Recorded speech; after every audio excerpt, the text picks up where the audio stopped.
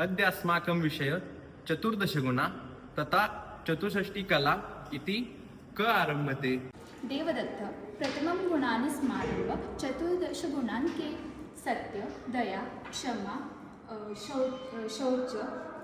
शौच धैर्य अलोलुप्ता तप दान आस्तिक्यम इंद्रियनिग्रह विद्या विनय शौर्य दृढनिश्चय इति।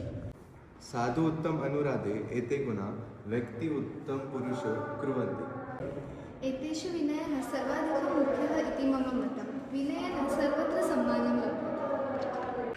अहं तु क्षमा इति गुणं सर्वश्रेष्ठं मन्ये। क्षमाशीलस्य मनः सदैव शान्तं भवति। भवन्तः काचित् वदतु, चतुष्षष्टिकला किमर्थं विख्याता?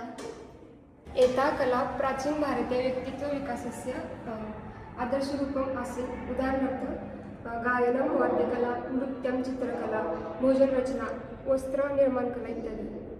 आम्, तथा संवादकला, विनोदकौशलं, जलक्रीडा, अश्वारोहणं, धनुर्विद्या अपि तत्र गणिता। मम प्रिया अस्ति चित्रकला। अहं प्रतिदिनम् अभ्यासं करोमि। प्राचीनभारते अपि चित्रकला अत्यन्तमान्या भवति। अहं तु गायनकला परम उत्साहेन अधीयते। न केवलं मनोरञ्जनम् अपि तु भावप्रकटनस्य साधनम्।